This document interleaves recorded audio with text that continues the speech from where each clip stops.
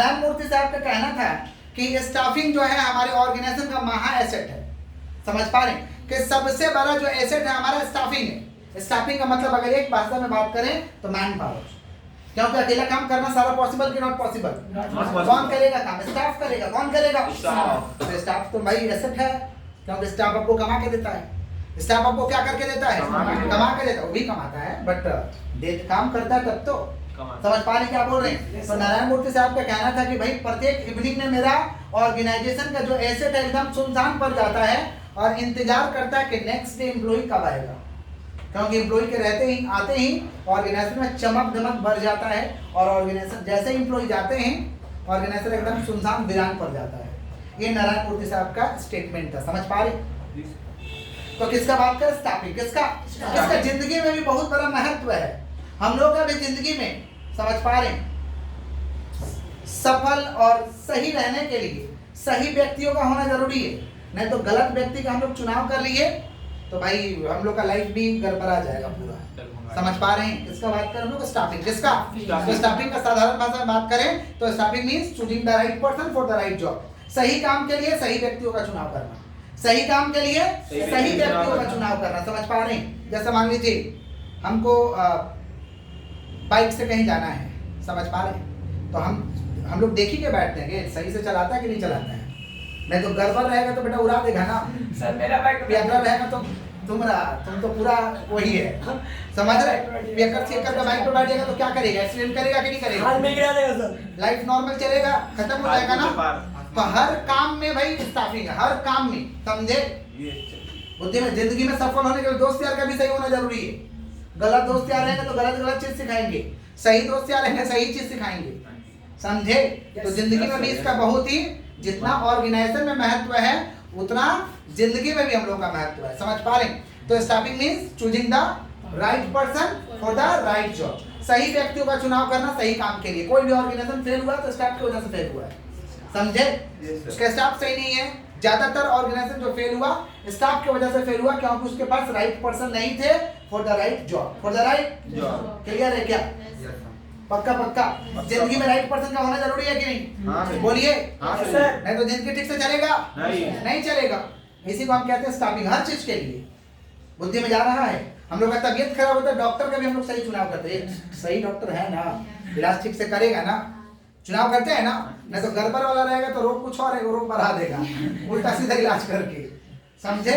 किसका बात कर रहा हूँ? स्टाफिंग। किसका? क्लियर है क्या? आपको समझ आ रहा बालक? पक्का समझ आ रहा ना? ठीक है। अब समझने जा रहे हैं हम लोग स्टाफिंग का प्रोसेस क्या। ये तो समझ गया कि choosing right person for the right job, लेकिन इसका प्रोसेस क्या है? प्रक्रिया क्या है? चुनने का प्रक्रिया क्या है? हम लोग किसका बात कर रहे हैं? Process of staffing. बोलो क्या बोले हैं? Process of staffing. Process of क्या? स्टाफिंग। देखिए स्टाफिंग का प्रोसेस पहला है कि पहला आपका है मैन पावर प्लानिंग करिए। Man power planning. कितना वर्कर आपको चाहिए इसका प्लानिंग करिए। मैन पावर प्लानिंग, कैसा वर्कर चाहिए, किस टाइप का चाहिए, समझ पा रहे? कितना वर्कर चाहिए इसका प्लानिंग करिए। Man power planning. Man power, ये मैन पावर प्लानिंग कैसे करेंगे? On the basis of workload and workforce. On the basis of workload and workforce. तो पहला क्या करिए भाई? मैन पावर का प्लानिंग करिए। मैन पावर का क्या करिए? मैन पावर का प्लानिंग। जैसे मान लीजिए हम लोग मैन पावर का प्लानिंग कर लिए कि हमारे पास 10 स्टाफ रहेगा, काम हो जाएगा। 10 स्टाफ रहेगा, काम हो जाएगा। लेकिन देख रहे हैं कि वर्क का फोर्स इतना ज्यादा कि 10 वर्कर संभाल ही नहीं पा रहा।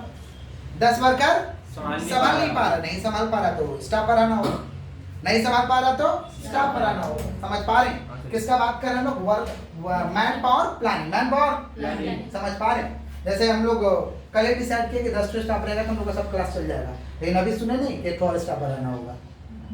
संभाल नहीं पा रहे हैं लोग, ये तो काम गड़बड़ सरबर होगा।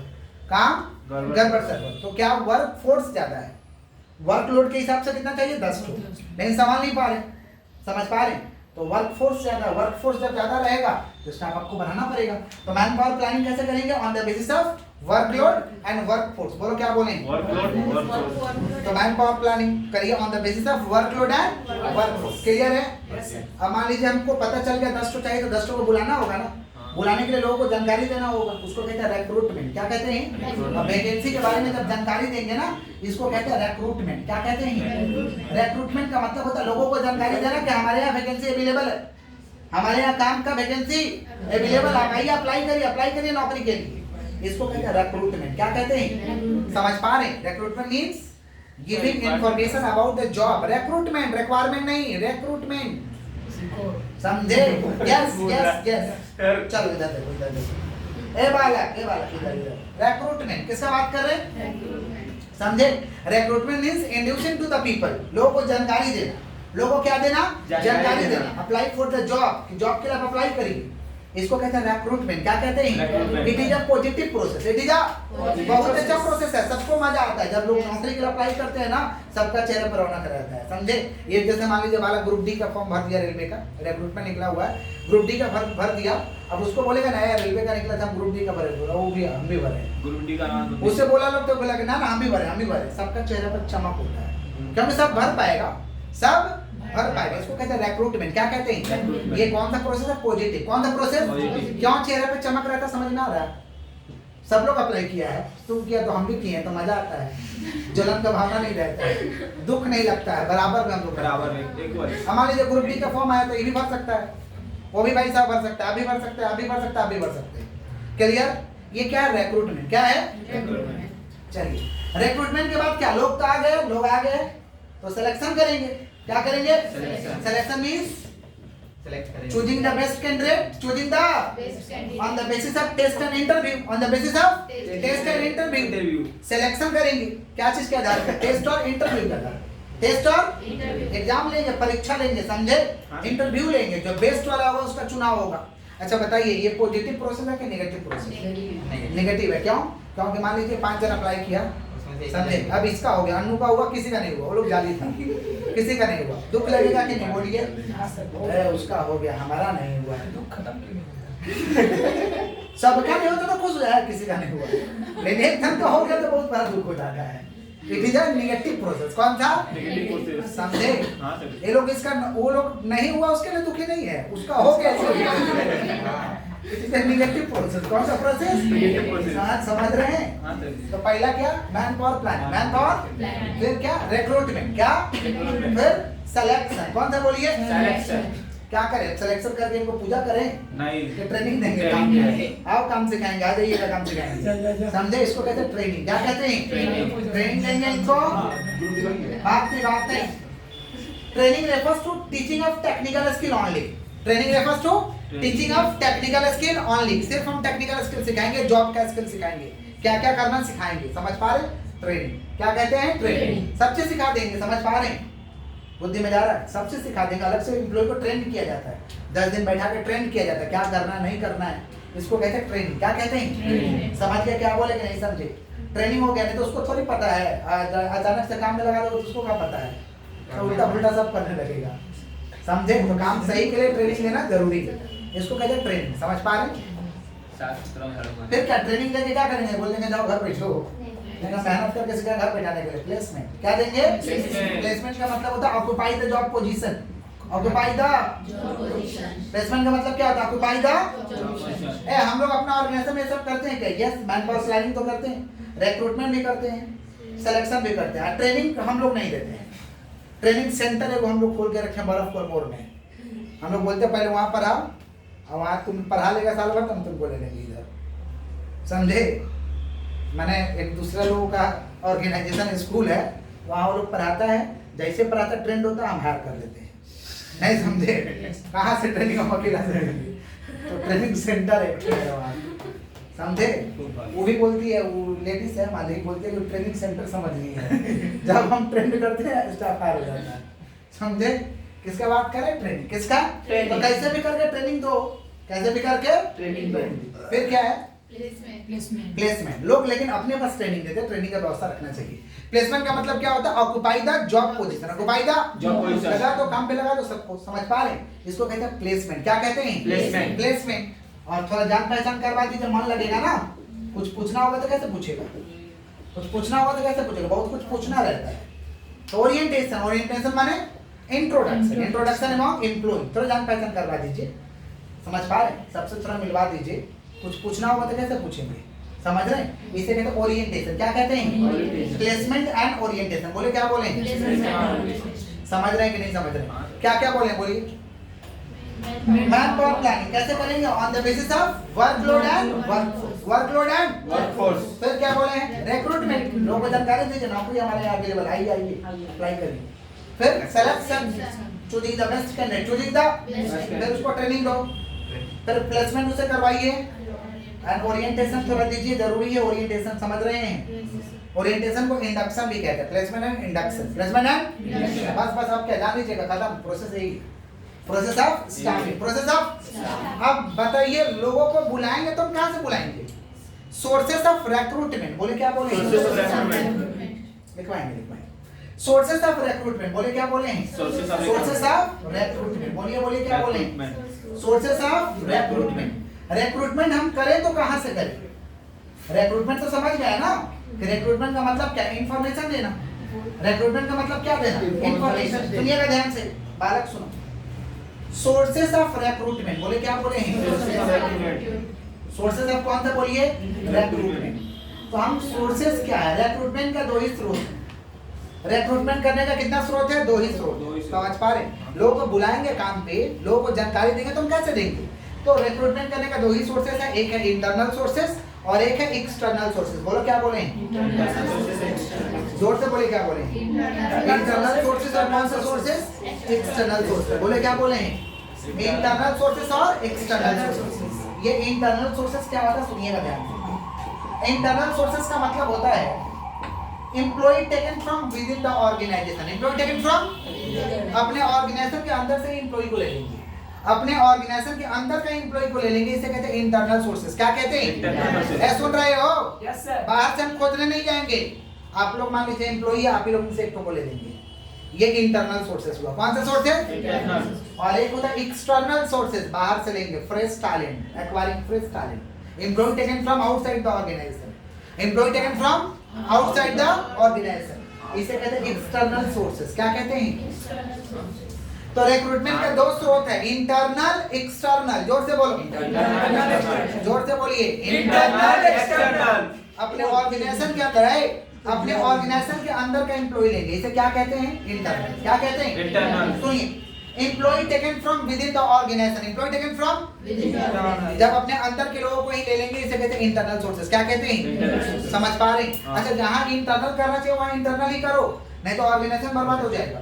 जहां इंटरनल करना चाहिए वहां इंटरनल करो। जैसे ए बालक देखो, जैसे मान लीजिए हमें किसी को मैनेजर बनाना है, तो मैनेजर नया वाला को बनाओगे तो समझ पाएगा, पुराना में से ही बनाना होगा, नहीं समझे? अच्छा, बाहर से बनाएंगे, ट्रेनिंग लेके समझा भी लेंगे, तो जो पुराना है उसके मन में दुख लगेगा कि नहीं, कि हम लोग इतना दिन से घास छील रहे थे, ये क्या कर रहे हैं?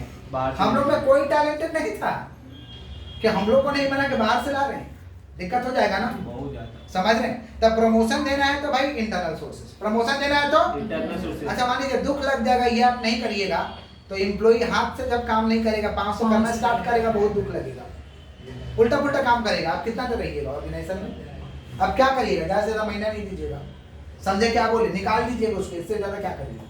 समझ रहे हैं? किसका बात कर रहे हैं हम लोग? Internal sources. बोलो क्या बोले? Internal sources. समझे? हाँ। तो जहां पे इंटरनल सोर्सेस करना चाहिए वहां इंटरनल सोर्सेस ही करो। जैसे प्रमोशन, कौन सा? प्रमोशन देना है तो भाई इंटरनल सोर्सेस करिए, प्रमोशन। डिमोशन, बाहर का ला के डिमोशन करोगे, काम बढ़िया से नहीं कर रहे तो क्या करेंगे? डिमोशन देंगे कि नहीं देंगे? ट्रांसफर करना है, क्या करना है? ट्रांसफर। ट्रांसफर माने समझे? एक ब्रांच से दूसरे ब्रांच में भेजना है तो किसको भेजेंगे? पुराने एम्प्लॉय को भेजेंगे, अपने ऑर्गेनाइजेशन के अंदर के एम्प्लॉय को भेजेंगे, इसको कहते हैं ट्रांसफर। क्या कहते हैं? ट्रांसफर। इंटरनल सोर्सेस में क्या क्या है? प्रमोशन, डिमोशन, ट्रांसफर है। जोर से बोलो, promotion, demotion, transfer. Promotion, demotion, transfer. Promotion, demotion, transfer. क्या बोले? Promotion, demotion, transfer. प्रमोशन का मतलब क्या होता है? बालक इधर देखो, इधर फोकस करो, जो कर रहे हो बंद कर दो। सुनिए, किसका बात करें? Promotion, demotion, transfer. बोले क्या बोले? प्रमोशन, डिमोशन, डिमोशन, प्रमोशन का मतलब मैनेजर बनाना है, क्या बनाना है? मैनेजर। तो आप इंटरनल अंदर का लोगों से करिए। डिमोशन लेना है तो भाई अंदर का ही लोग को देंगे, ट्रांसफर करना है तो अपने ऑर्गेनाइजेशन में जो लोग काम कर रहे हैं उन्हीं को ट्रांसफर करेंगे। समझे? क्लियर है क्या? पक्का? अच्छा, यहाँ पे बाहर से लेके आओगे तो दिक्कत होगा, एक तो बता ही नहीं है। जैसे बीजेपी एक बार इंटरनल सोर्सेस करना चाहिए था, लेकिन वो एक्सटर्नल सोर्सेस किया था। करना चाहिए था इंटरनल सोर्सेस, लेकिन किया क्या था? एक्सटर्नल। जैसे दिल्ली में जब 2014 में मोदी जी जीते थे, तो दिल्ली में जब इलेक्शन हुआ तो भाई बीजेपी का वहाँ पे अच्छा खासा माने समझ पा रहे, होल्ड था जितने का मैंने सर्वे बता रहा था कि जीतेंगे लोग, समझ पा रहे हैं। वो लोग क्या किया, इंटरनल सोर्सेस करना चाहिए तो वो लोग एक्सटर्नल सोर्सेस करके हेलीकॉप्टर लैंडिंग कर दिया, किरण बेदी को बाहर से लेके आया लोग, जबकि वो बीजेपी का कोई खर्च करता नहीं थी। आईपीएस ऑफिसर जो केजरीवाल के साथ वो जो अनशन लोग कर रहा था अन्ना हजारे के साथ, तो उसके अगेंस्ट में खड़ा कर दिया लोग एज सीएम कैंडिडेट।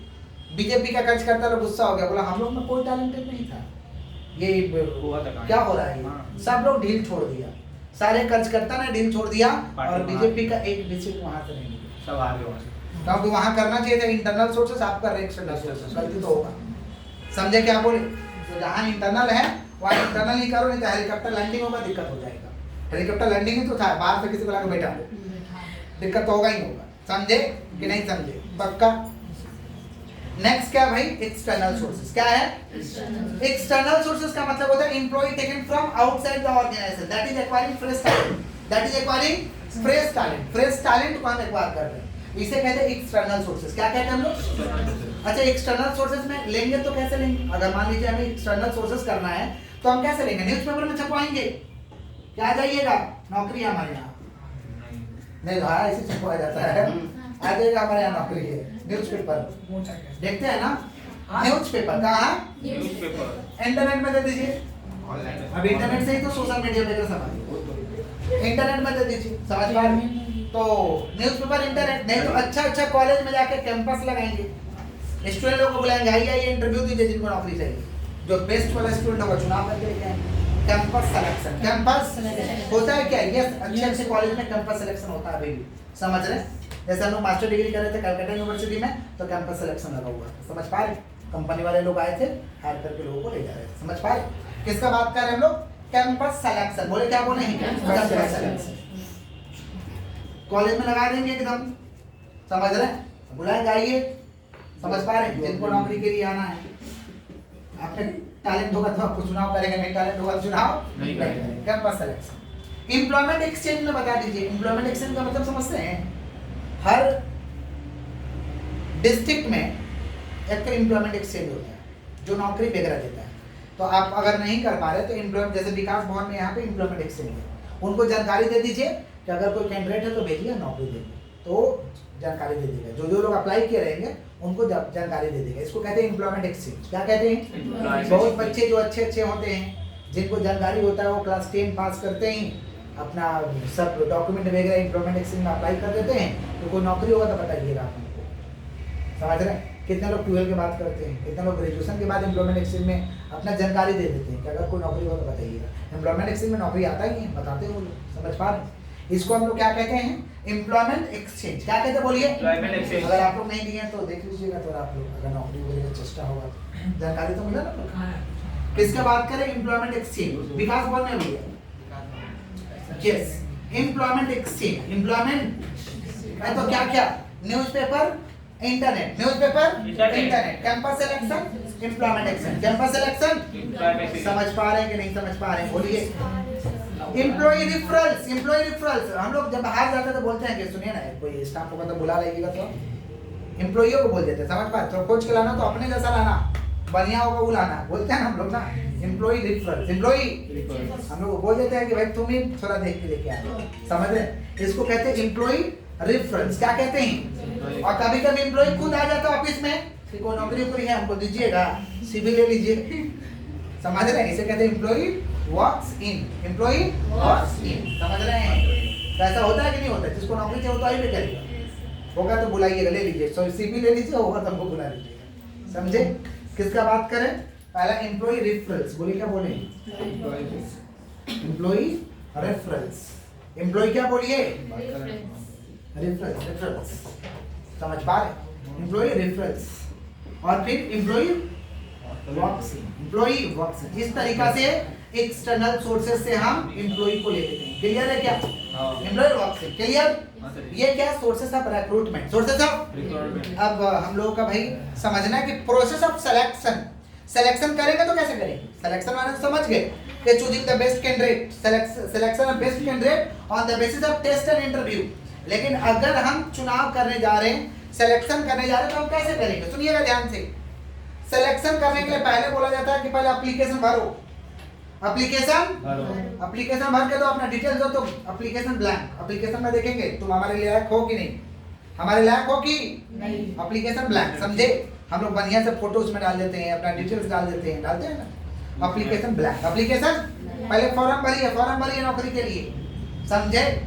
फॉर्म भर लिए तो कभी कभी क्या होता है कि पहले टेस्ट आने तो पहले इंटरव्यू, पहले टेस्ट नहीं तो पहले इंटरव्यू।